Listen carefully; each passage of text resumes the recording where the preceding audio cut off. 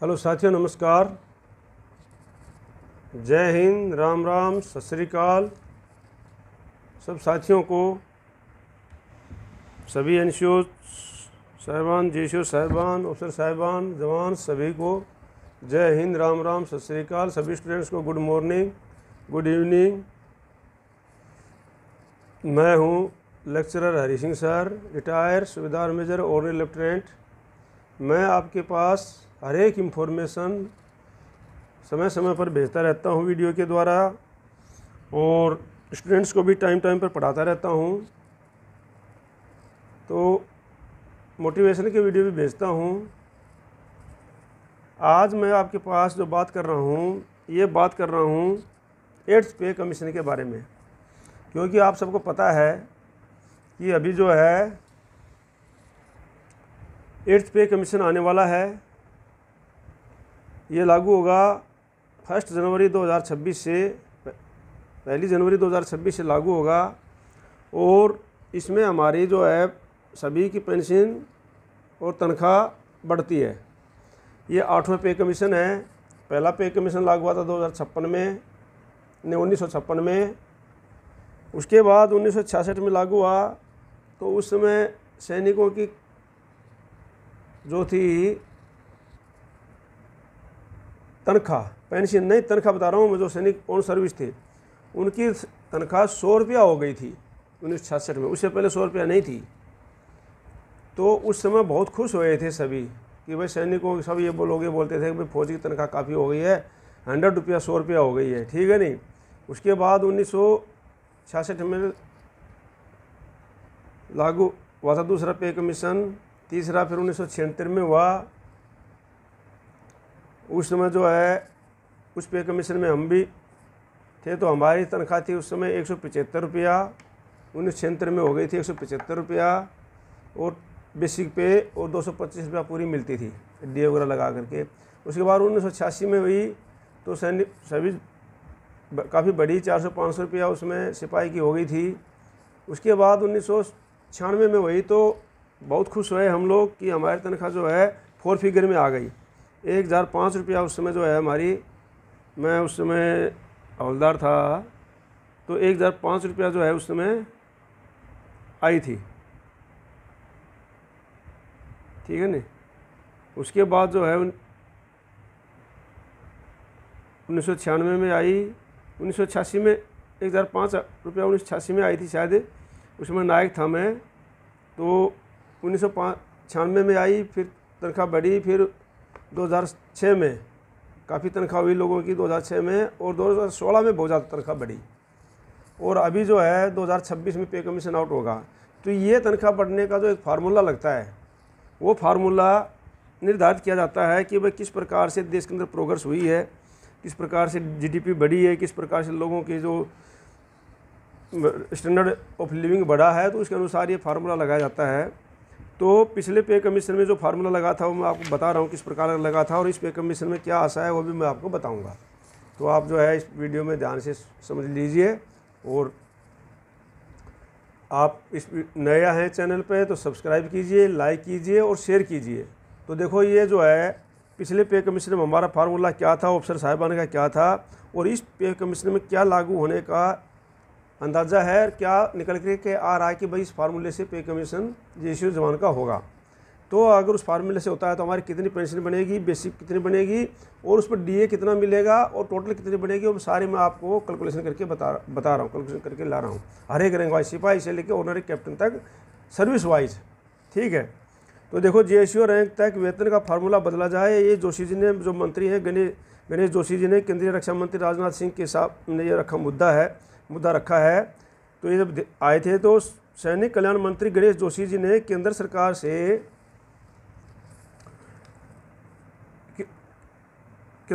सेना में सैनिक से जेसीओ रैंक के स्टाफ के वेतन निर्धारण का फार्मूला संशोधित करने की पैरवी रखी है।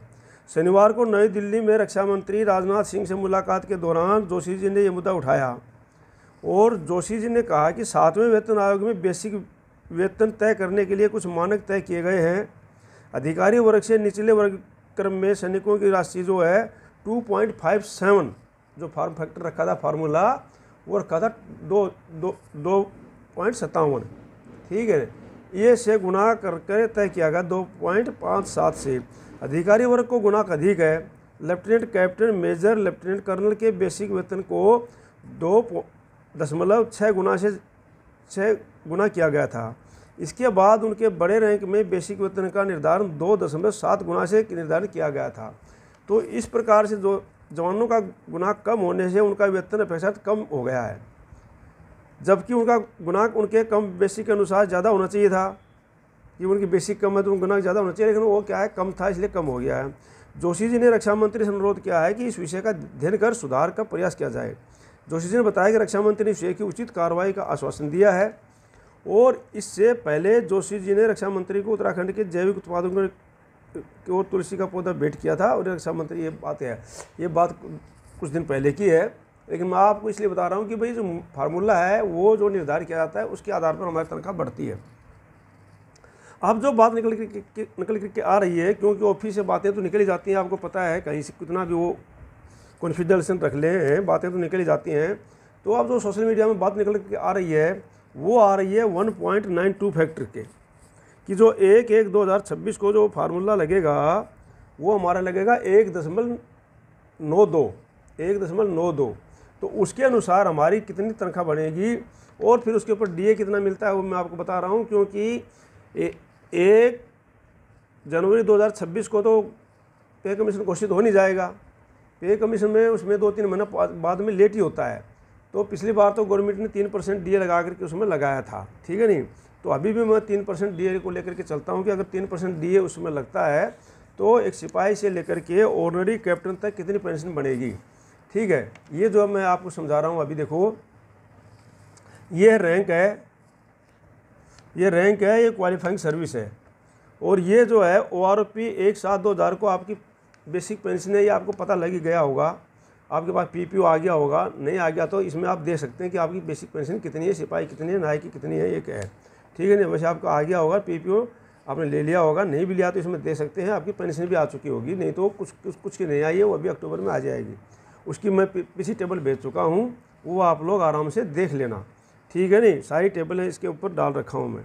अच्छा, अब जो है 1/1/2026 को जो डीए होगा वो अभी हमारा अनुमान लगाया जा रहा है कि अगर 3% के हिसाब से भी बढ़ता है तो 1/7/2024 को जो 53% हो गया। और 1/1/2025 को जो है 1/7/2025, ये 1/1/2000 गलत किया हुआ है, ये 1/7/2025 आएगा। 1/7/2025 को ये 56% हो जाएगा। और 1/7/2026 1/7/2025 को ये होता है, देखो 24 में 3% हो गया, 25 में हो जाएगा 53 हो गया, ये 56 हो जाएगा। और 26 में जो है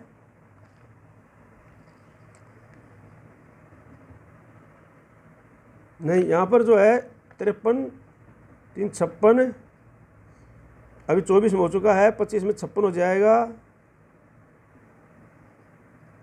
और ये जो है इस प्रकार से 52 का अंदाज़ा लगाया गया है कि उस समय 52 तक पहुँच जाएगा, मतलब 62 तक पहुँच जाएगा। ठीक है नहीं, तो अगर उस समय तक ये पहुँचता है तो उतना पहुँचता है ये, तो उसके अनुसार से मान लो हमारी बेसिक पे होती है, पेंशन होती है, बेसिक पेंशन वो होती है, उसमें एक सिपाही की 15 साल में जो है 15 साल के सिपाही की 20,325। और ये जो लगा करके डीए वगैरह लगा करके बनती है 32,927। ठीक है नहीं, अब जो है 32,927 बनती है उस समय, क्योंकि ये जो पे कमीशन है ये तुरंत 1/1/26 को नहीं घोषित हो जाता है, ये थोड़ा सा लेट ही होता है। तो तब से तक हमारा अंदाज़ा है कि 62% का जो है सभी जगह हो रहा है कि 62% तब तक डीए पहुंच जाएगा किसी भी हालत में। ठीक है, तो क्योंकि ये लेट ही होता है तो इस प्रकार से 62% अगर पहुँच जाता है उस समय तो ये बनती है 32,927। और अगर हम उसको 1.92 फैक्टर से गुणा करते हैं तो ये बनती है 39,024, ये 39,024 बनती है। ठीक है कि, और इस प्रकार से जो है 15 साल वाले की है, 17 साल वाले की बनती है उस समय 20,463 बन रही है अभी, उसमें बन जाएगी 33,150 और 32,289 बन जाएगी उस समय 17 साल वाले सिपाही की। तो अगर उस समय वो 3% भी डीए देते हैं तो टोटल बन जाती है 40,194, मतलब 32,989 उसमें ये एक्सपेक्टेड है ये। तो अंदाज़ा इसी के आगे पीछे उस फैक्टर से लगेगा। तो 32,289 ये बेसिक बनती है, उसमें 40,194 जो है उसकी 3% लगा के टोटल पेंशन बन जाती है उसमें 1/1/2026 के हिसाब से। ठीक है, अब जो अगर हम चलते हैं सिपाही को, तो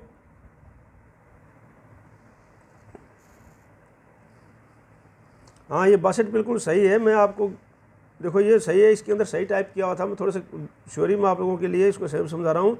1/1/2025 को 56% बनेगा, 1/7/2025 को ये 59% बनेगा, क्योंकि एक साल में 2 बार लगेगा, अगले साल में जो है 2 बार लगेगा। और 1/1/26 को 2026 को ये 62% बन जाएगा। ठीक है ना, ये सही लिखा हुआ है। ये मेरा थोड़ा सा मैं कन्फ्यूज हो गया था, तो मैं आपको समझा रहा हूँ इसको। ये सही बिल्कुल डाटा बिल्कुल सही है ये। ठीक है ना, तो ये डाटा सही है। सिपाही 17 साल वाले की 20,463 अभी बन रही है। 33,150 जो है उस समय उसकी पहुंच जाएगी टोटल पेंशन। अब टोटल पेंशन जब पहुंच जाएगी तो अगर बेसिक पे का 56 बेसिक पे का अगर 1.92 लेते हैं उस समय फार्मूले के हिसाब से 20,463 का, तो ये बन जाएगी 39,289। और 39,289 के ऊपर डीए कम से कम भी 3% तो मिलेगा ही, क्योंकि 1/1/2026 कोई पे कमीशन आउट नहीं हो जाता, उसमें 2-3 महीने ज़्यादा लग जाते हैं। इस प्रकार से ये जो उस समय जो होगा ये 40,194 बन जाएगी उस सिपाही की पेंशन 17 साल बड़े की। और टोटल पेंशन बेसिक बन जाएगी 32,989। ये एक्सपेक्टेड है, कम भी ज़्यादा हो सकता है। ठीक है, ये एक्सपेक्टेड है, जो मीडिया से निकल करके आ रहा है सोशल मीडिया से, उसके अनुसार मैं आपको समझा रहा हूँ। एक्सपेक्टेड है कि हमारा इतना बन जाएगा।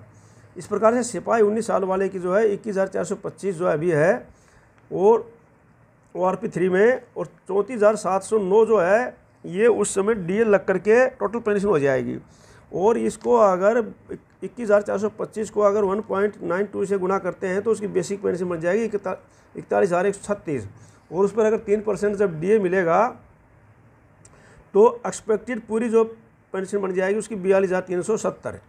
ठीक है नहीं। इस प्रकार से नायक जो 15 साल वाला है उसकी अभी है 20,682 और ये डीए लगा करके 62% डीए लगा के 33,505 बन जाएगी। लेकिन जब ये फार्मूले में 20,682 को 1.92 से उसका फार्मूला लगाएंगे तो उसकी बनेगी 39,709 बेसिक, 39,709 बेसिक बनेगी। और 40 जब 3% इसके ऊपर लगाया जाएगा तो 40,900 बन जाएगी। ठीक है ना, ये आपको बिल्कुल सही है, आप ध्यान देना इसमें।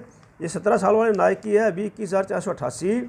और जो है उस समय जो है ये 62% डीए लगा के टोटल पेंशन बन जाएगी उसकी 34,811।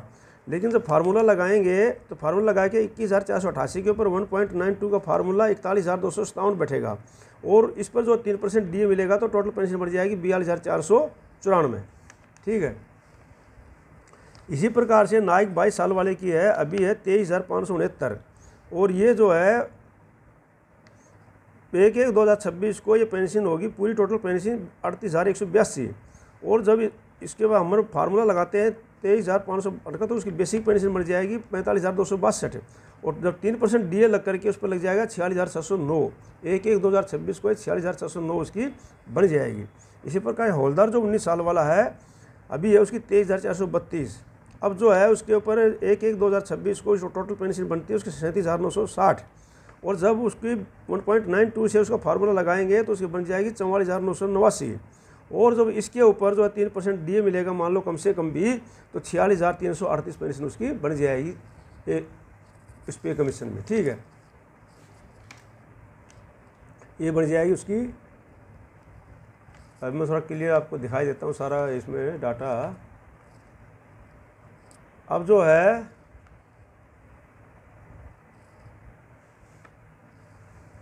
अब इस प्रकार से जो है नायक की हो गई है। अब हौलदार 19 साल वाले की बता दिया मैंने 46,338। अब हौलदार जो 20 साल वाला है उसकी बनेगी 24,763 अभी बन रही है 20 साल से लेकर के 24 साल तक। 20 साल से लेकर 24 साल वाले हौलदार की अभी बन रही है 24,763। और उस समय जो है इसकी टोटल पेंशन बन जाएगी 40,116। लेकिन जब हम 1.92 से फार्मूला लगाएंगे तो उसकी बेसिक पेंशन बन जाएगी 47,545। और जब उस पर 3% DA लगेगा तो मिलेगी 48,971। 48,971, ठीक है। तो ये मैं क्या थोड़ा सा ऊपर ही कर लेता हूँ ताकि आप लोग को पूरा दिखाई दे, हैं, क्योंकि ठीक है नहीं, अभी आपको पूरा दिखाई दे देगा। इस प्रकार से जो है हवलदार की हो गई है। ऑर्डिनरी न्याय सुधार, ऑर्डिनरी न्याय सुधार की जो है 24 साल में बनती है अभी 25,738। और टोटल पेंशन उसकी 1/1/2026 को बन जाएगी 41,696। लेकिन जब 1.92 फैक्टर से 8th पे कमीशन में लगाएंगे फार्मूला तो उसकी बनेगी 49,417। और उस पर 3% DA मिलेगा तो हो जाएगी 50,899, ठीक है। ये एक्सपेक्टेड है, कम भी हो सकती है, कम तो नहीं होगी, ज़्यादा ही हो सकती है, मेरे हिसाब से तो ज़्यादा ही होगी, ठीक है नहीं। बस ऑर्डिनरी न्याय सुधार 26 साल में जो है इसकी बनती है 26,738। और सेम बता दिया मैंने 43,316 जो है इसमें अभी उस समय उसकी बन जाएगी तो 51,337 बनती है, 52,873 हो जाएगा। अब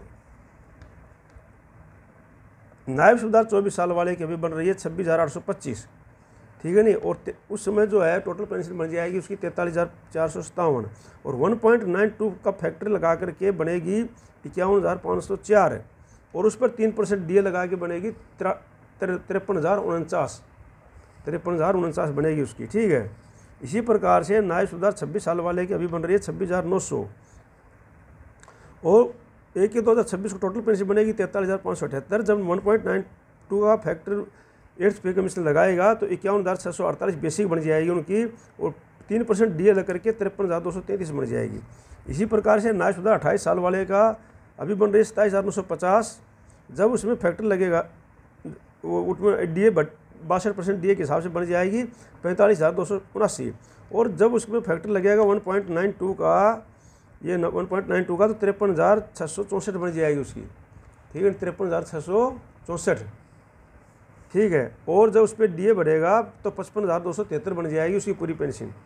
इस प्रकार से जो है सूबेदार 28 साल में जो आए हैं अभी है उनकी 30,175।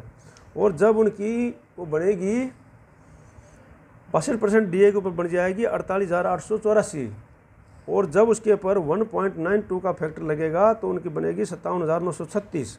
और जब उस पर 3% DA और मिलेगा तो ये बन जाएगी 59,674 टोटल पेंशन। इसी प्रकार से सूबेदार साहब की है 30 साल वाले की अभी बनती है 31,500।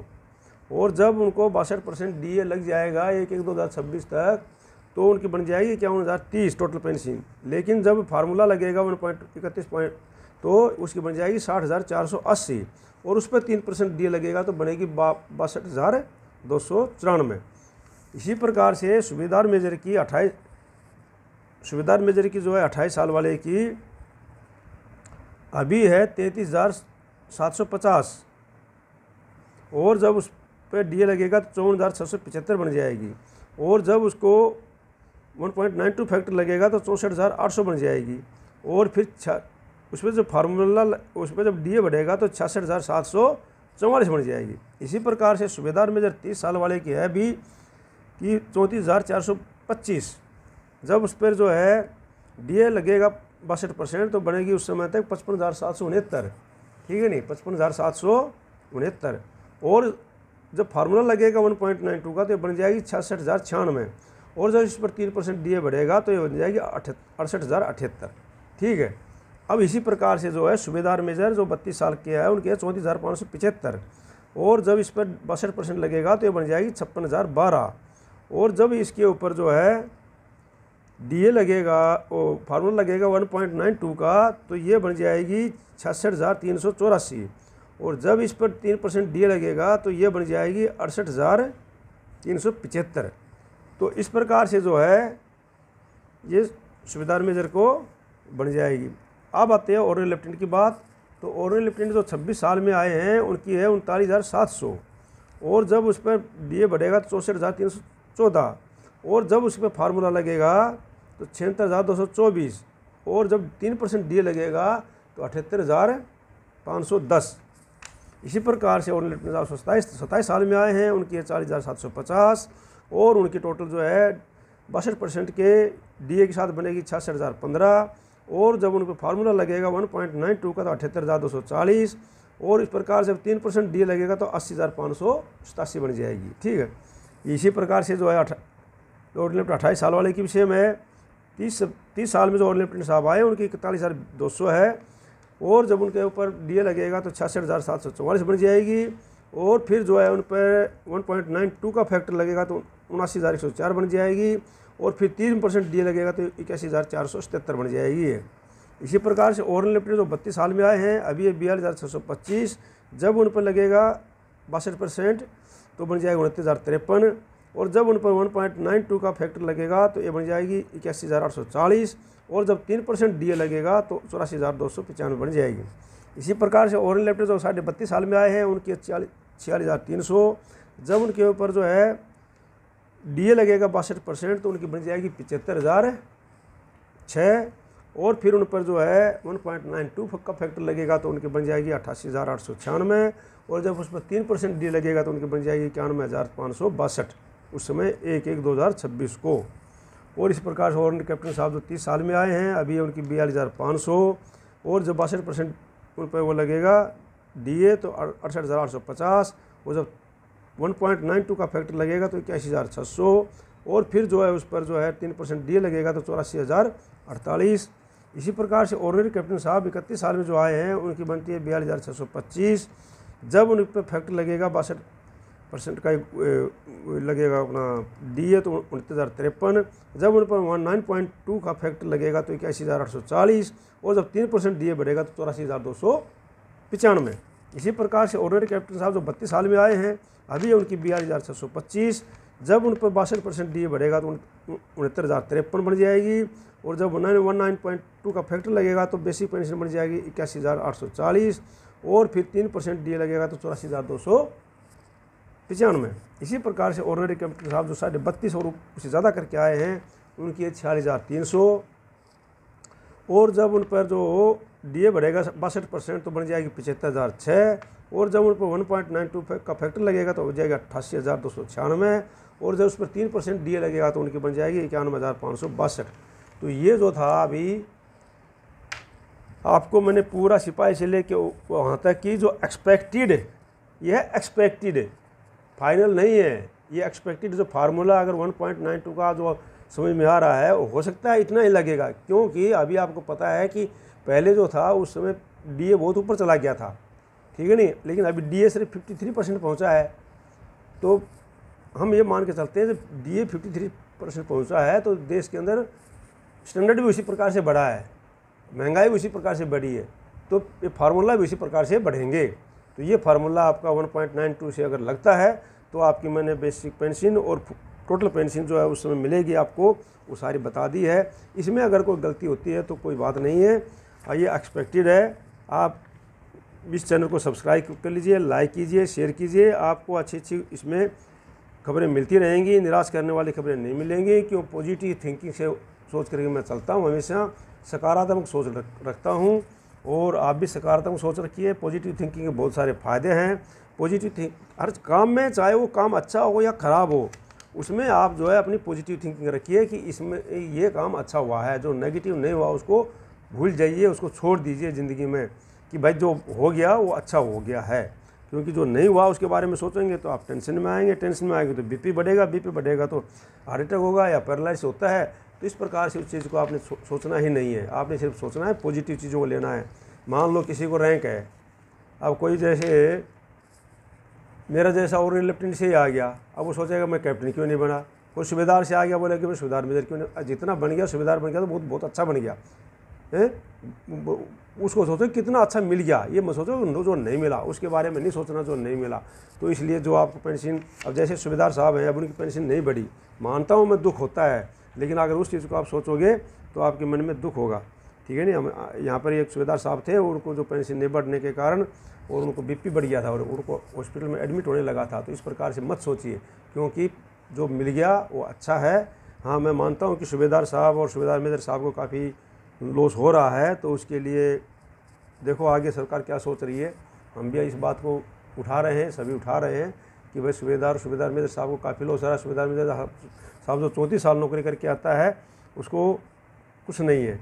और क्योंकि उसने भी बहुत ईमानदारी से काम किया है सूबेदार मेजर साहब ने भी, और तो इसलिए 34 साल तक उसको बेनिफिट उसको मिलना चाहिए, सूबेदार को मिलना चाहिए, नायब सूबेदार को भी, और जवानों को भी मिलना चाहिए और मिलना चाहिए। अच्छा मिल रहा है, ठीक है ना। तो अच्छा सोचो और इसको लाइक कर देना, शेयर करना ज़्यादा से ज़्यादा। जय हिंद, जय भारत।